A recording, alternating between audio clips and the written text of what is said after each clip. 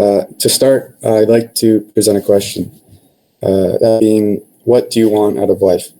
And this may seem a bit out of place for a presentation about playing chess, but hopefully I'll convince you otherwise in a moment. So I'm going to answer the question in a way that I think that everyone will be able to agree with and relate to. So I think that a long, happy life, well lived, is a good broad answer to that question. And I think everybody can agree with that. But let's break that down. So what does that mean? Happy and healthy. Long is simple enough. I think 80 years, I think that would qualify as a good long life. But happy and healthy, there's some more nuance to that. So I'd say a happy life is one where you're free to do what gives you joy and fulfillment. And a healthy life is one where your freedom isn't substantially constrained by a health condition. And I know that sounds a bit boring, but I need to explain that to help answer some questions that I'm about to ask. But you might be thinking, okay, what does chess have to do with living a good life? Isn't it just some game for stupid people to show off how smart they are? And whether people are aware of it or not, a lot of people have that perception of chess. And I'd argue that that's wrong. I would argue that chess is kind of a game, sport, and art all together in one. And absolutely anybody can play and get good at it and have fun and enjoy it. But before I get ahead of myself talking about chess, I want to be careful not to replace one incorrect view of chess with another. I'm not saying that chess is some magical cure-all or that it'll make you a genius. No, absolutely not. But what I am saying is chess stands out in this field as a tool that can, with hard work and patience, help people accomplish their goals. Goals that strive toward that long, happy, healthy life that I was just talking about. Now, I can say with absolute confidence that regularly playing chess will improve your quality of life. And I have so much confidence in that statement because of what I learned while looking into the effects of chess on people's brains.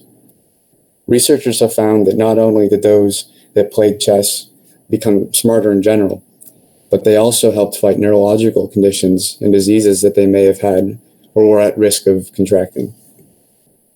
Many studies have proven that when children receive chess lessons, they outperform their peers in nearly all tests of cognitive ability, from problem-solving and creativity to concentration and memory. And those neurological conditions I just spoke about, there's good initial evidence that supports the idea that playing chess can reduce symptoms of ADHD and even delay the onset of dementia. So chess has some real health benefits by kind of exercising your brain and making you think hard. And I think that right there should hopefully solve any uncertainty that you might have about what chess has to do with living a good life. I don't see any reason why having a more fit and clever mind would make anyone's life worse off. In fact, I'd say it only would do the opposite. And what I'm getting at here, and what can easily be inferred by looking at the evidence, is to play chess, simple as that, and take advantage of what it has to offer, or at least do something similar that you may find more fun as long as it makes you think. There's a lot of other activities similar to chess that can accomplish the same thing.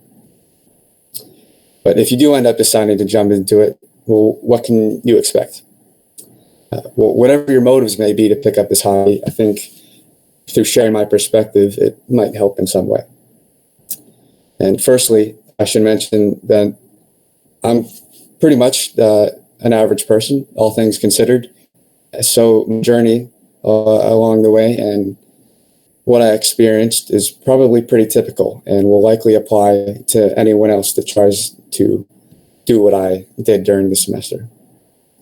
And so the project that I chose was obviously to learn how to play chess. And going into it, I already knew how to play it.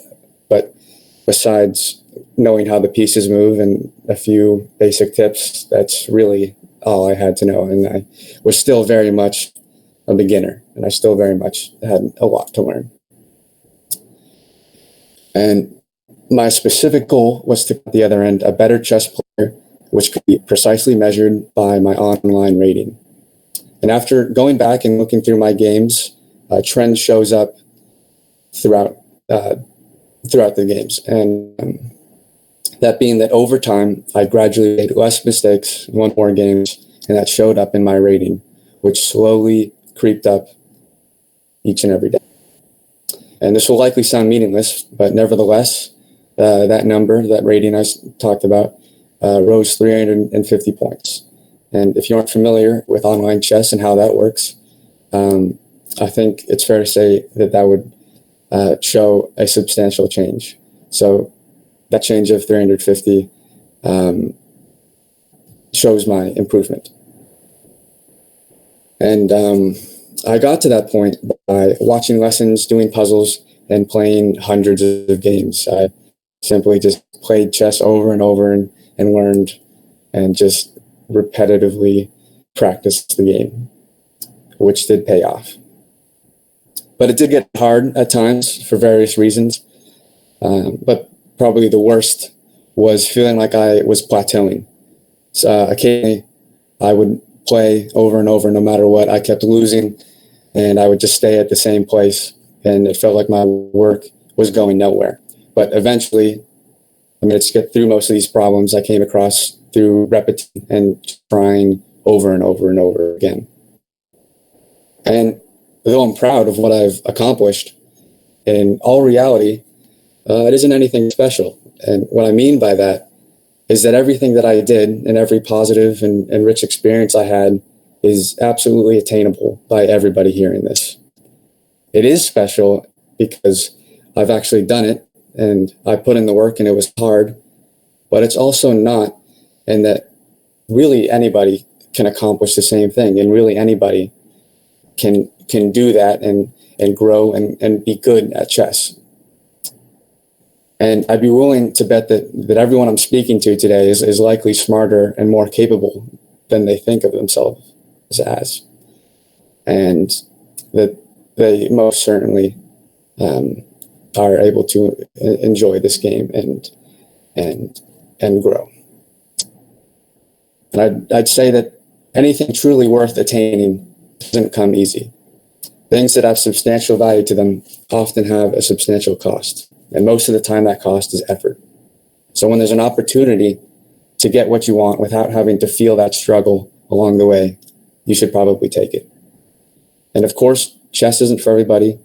It may feel excruciatingly boring to play a game for some, which is okay and will naturally happen with every hobby. But I think most people would enjoy it if they really tried it, and most people would benefit that spent. And to wrap this up, if I can leave you with one thought, it would be these next few words. And those are that chess is one of many ways to improve your quality of life. But where it stands out is its ability to let someone do all the grueling, boring, and time-consuming work necessary to change the way that they think. And you owe it to yourself to do that work. And how you decide to get that work done is entirely on you. But I'm simply saying that chess should be taken into consideration. Thank you. Thank you, Matt. Great job. What a cool project. What kind of questions do you guys have for Matt this morning?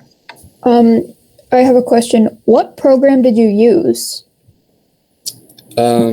Just the website, chess.com. Okay. You can just sign up for free, and there's millions of people that play on there. Okay. Oh, I have a question. And that's when you're playing online on chess.com. The people that you're playing against, do they have like similar skill levels as you, or is it just kind of randomized? Question. Yeah, so you have a rating that represents your skill, and you'll get matched up with people that have a number similar to yours, so that the games are fair and you're playing people matched appropriately.